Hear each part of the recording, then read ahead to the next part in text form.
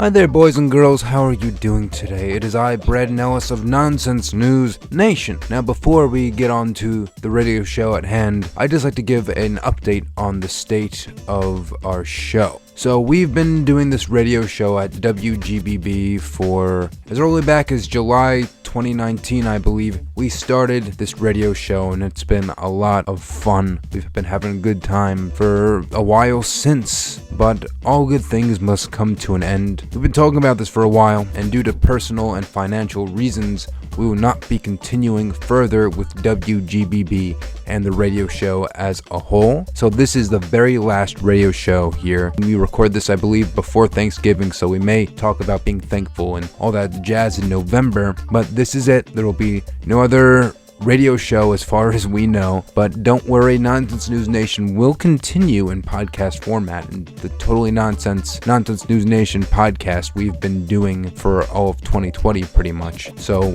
we will continue. We will be creating monthly podcasts. We'll be continuing the brand. Only thing different, we just won't be on the radio. So Nonsense News Nation lives on, and for the radio show, rest in peace, and we really hope you enjoy the final edition of Nonsense News Nation on AM radio.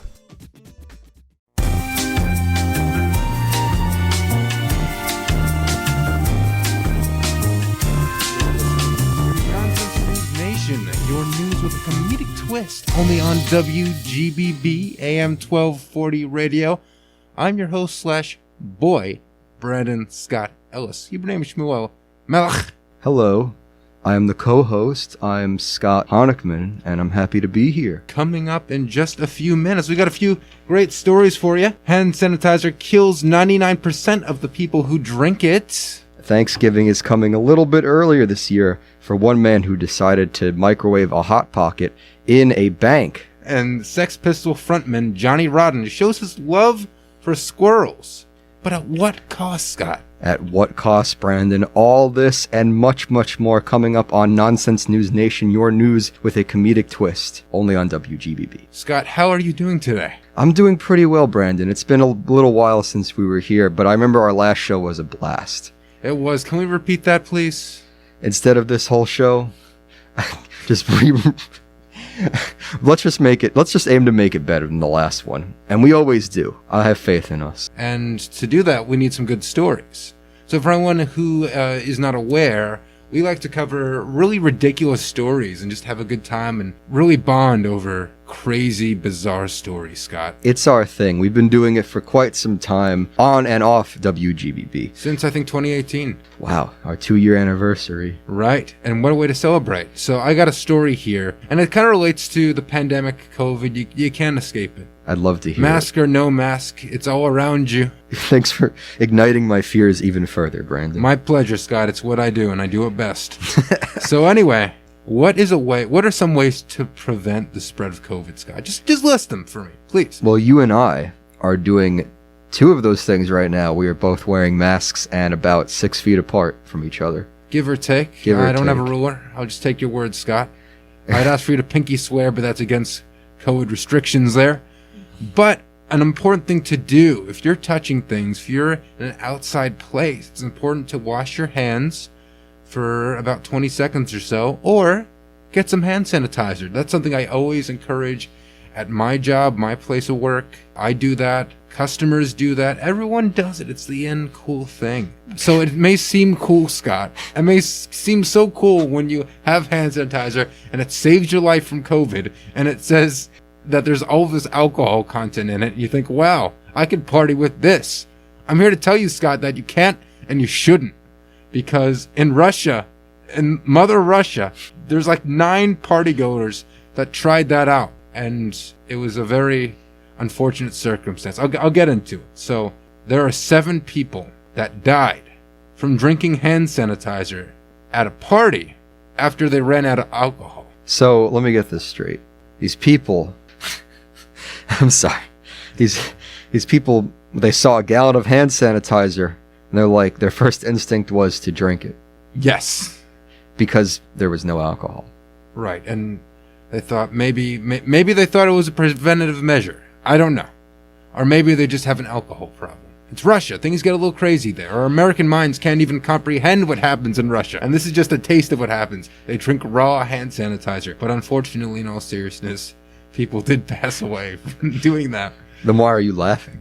Listen, I'm trying to keep a happy face because it's depressing news. We don't condone death. We don't try to all. live, everyone. We don't don't die. Use please. common sense. Try to live. So 9 people began drinking the antiseptic wash, and this is about 69% methanol. 69, Scott. That's a special number. So there's 2 men, aged 27 and 59, as well. It should have been 69, as well as a 41-year-old woman, and they were the first to die. So it's like a very diverse party. You get like the younger crowd. He was in their 20s. And borderline elderly people, a 59-year-old man. What is this boomer get-together that I was not a part of? Maybe it's like a high school reunion, and like, they had like this super senior who was 59 years old. Couldn't be me. Maybe you, Scott. I've seen your grades. You got to get on that, man. Anyway, past middle school. There were 6 others that were urgently flown by a medical evacuation aircraft to a hospital in the city of, and I'm probably going to get this wrong, Yakutsk. Y-A-Q. You want to pass me your script? U-T-S-K. You could. Let me take a look at this real quick. Yakutsk. Oh, Yakutsk. Yakutsk. So they were rushed there on an aircraft, Scott. An aircraft. It was serious. It was that serious. So they had to be like... It was an emergency. Okay. They had to be flown. It was a very big deal. And unfortunately, another 4 people did not survive the hand sanitizer pandemic, the lack of alcohol pandemic, the alcoholic drought of 2020, as they will say in the history books. And there are 2 people that are currently fighting for their life in the hospital. And why is that funny, Brandon? It's not funny, Scott. But they drank hand sanitizer because they saw alcohol on it. I think that inherently is funny, but I truly feel sorry for families who lost their loved ones for drinking this. We don't condone death. Thing. We don't condone death. Try to live. Reiterate that. So authorities in Russia. Now tell your hilarious story. They're pleading with locals to refrain, to stop drinking hand sanitizer. I don't know if this is like a common thing that people keep doing in Russia. Maybe they're just partying hard. Number 1, you shouldn't be partying too much during a global pandemic. Well, keep in mind, Brandon, the Russians have had a vaccine for a couple of months now. And maybe they were too safe. They've been using so much hand sanitizer that it's been killing them. That's the thing. Everybody had been vaccinated and there was no need for hand sanitizer, so people began drinking it. There was too much of it. They couldn't just throw it out. Scott. Can we go to the next story? Conspiracy theories. Oh wait, you done? You want me to go to the next story? I'm all done, Scott. This is getting too morbid. Can you lighten the mood a bit with your next story? If you yeah, my story's pretty funny. So I only have one story. It was a rather slow news week. So Thanksgiving, it is a time for congregating with people you love, relaxing on very old furniture, and most of all, eating a crazy amount of food that should have been donated. Right. Unfortunately, our next story is about somebody who did not eat with the people he loved and probably wasn't cozy at all. It sounds like the most depressing Thanksgiving ever. Excuse me. Our story... You're laughing. Because you'll see in 30 seconds. All right. Our story takes us to the wonderful city of San Diego, most famous for the Drake and Josh house. That's the only reason why I think of San Diego. That's where they filmed. Well, that's not where they filmed it, but it's where it takes place in the show, San Diego. Our story takes us to San Diego. Sadly, our story doesn't take us to the Drake and Josh house. It takes us to a bank. It doesn't even take us to a Sandy Diego. Diego being the cousin of Dora, the explorer. I was thinking... I thought, isn't Diego one of the names of one of the Madagascar animals? Probably. Marty. There's Marty and Alex the lion, and it's been a while. I don't think so. I just know Skipper the penguin and King Julian. King Julian. All right. Okay. Our story doesn't take us to the Drake and Josh house. It takes us to a bank in the middle of the night. Because you see, Brandon, around 3:30 in the morning last week, San Diego police were dispatched to a local Wells Fargo bank after the burglar alarm had mysteriously gone off. Maybe Drake and Josh broke in to finally cash out. I don't think they did that, though. When police arrived, they noticed that one of the windows had been shattered. Shortly thereafter, the police spoke to the alarm company on the phone, and they told the police that surveillance cameras caught a man inside. Sounds very serious. A man was it sounds serious, but it's not at all. A man was inside the bank in the break room, the employee break room, using the microwave at 3:30 in the morning. Was this an employee? No, this was not an employee. After about an hour, the police entered the bank and then arrested the man. Now get this, Brandon. The man explained to the police and reporters that he had broken into the bank to microwave his Hot Pocket.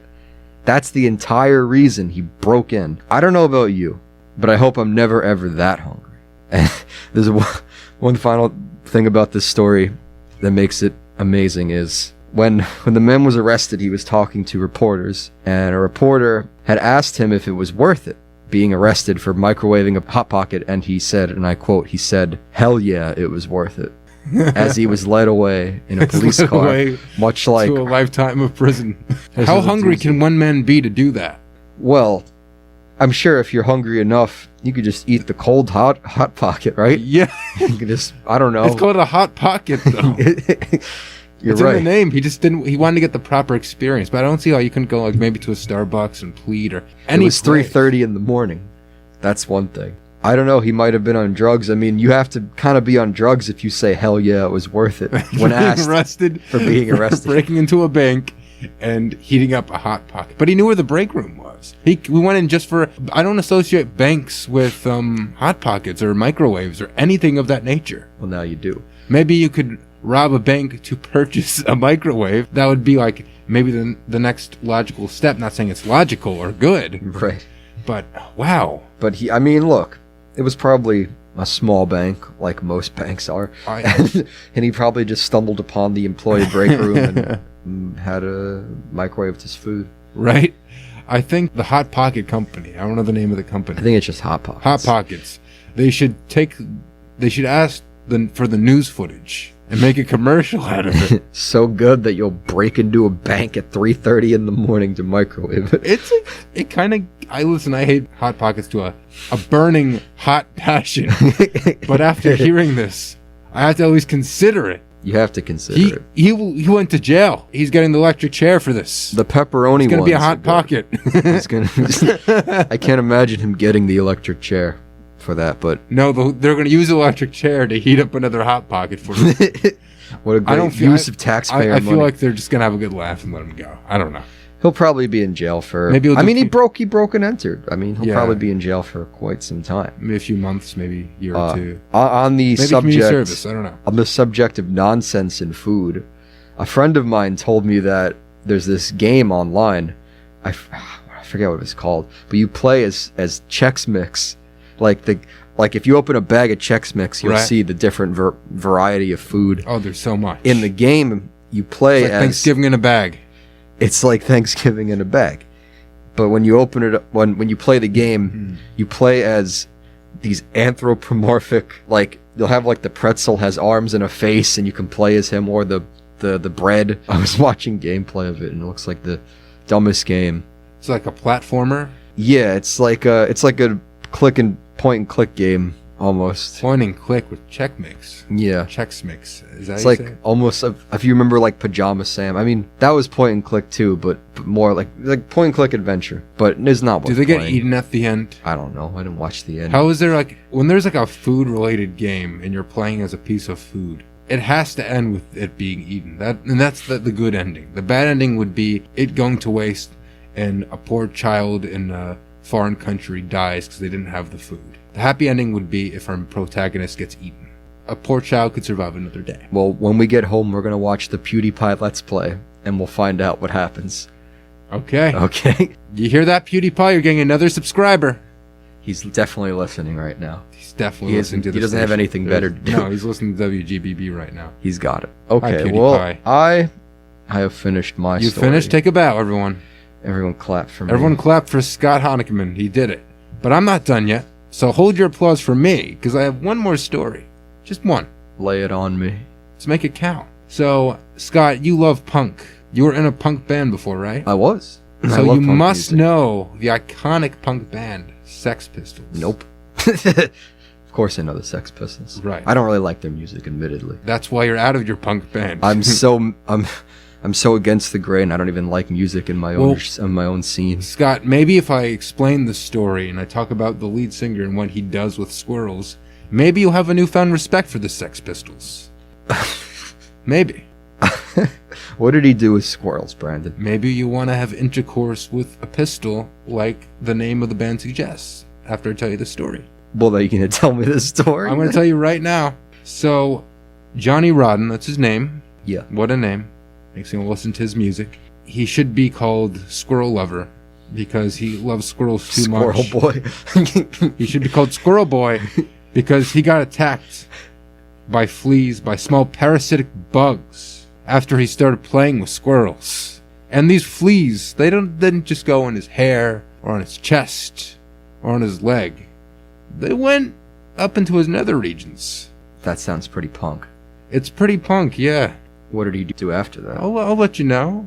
Yeah, I'll let you go. So he explained, he said, I looked down this morning at my willy, and there's an effing flea bite. There's an effing flea bite on it. And there's another one on the inside of my leg. It was on what he said, his willy, and on the inside of his leg. I can only imagine. Willy. His willy. On his Willy Wonka. On the Johnson. On his chocolate factory. No, that's the other side. So, he endured his flea bites after he befriended a bunch of squirrels at his Venus Beach home in Los Angeles. And he said he's taken to smothering himself in Vaseline to ease his discomfort because he doesn't want to blame the poor squirrels. So he's pouring himself in Vaseline, which is pretty punk. So respect to Johnny Rodden, keeping punk alive in 2020. Anything that's stupid you could call punk. Anything that's stupid Befriending squirrels that have fleas. That's pretty punk. It's pretty stupid. Punk. Exactly. But he doesn't even want to blame the squirrels, which is sweet. I'm an animal lover myself, so you love animals that much. I'm not sure. Enough to take their fleas. I did pet rats in Manhattan once. You did what? I was a kid. There's some guy that had colored rats, and he said, go pet them. I wasn't going to say no. They were cute. They were colored. Colored? It's like blue, green. In the city? Just like on the street corner? It's kind of by like Times Square. Yeah. I trusted that man with my life. Did the rat bite you? No. No? No. Was it a big rat? It's about rat size. It's not mouse size. It's rat size. It's pretty big. We all know how big mouse is. Much smaller than a bear. Anyway, he also said this. I just hope they don't get the wrong idea. This is regards to him pouring Vaseline on himself. Oh. So he also noted What's the right idea? That I don't know. There's nothing right about this. Exactly. He's noted that he's been spending a lot of money keeping his new furry friends happy and well fed. So he's actually caring for these squirrels even after he got fleas from them. That's sweet. If that's not fatherly love, I don't know what is. That's true punk.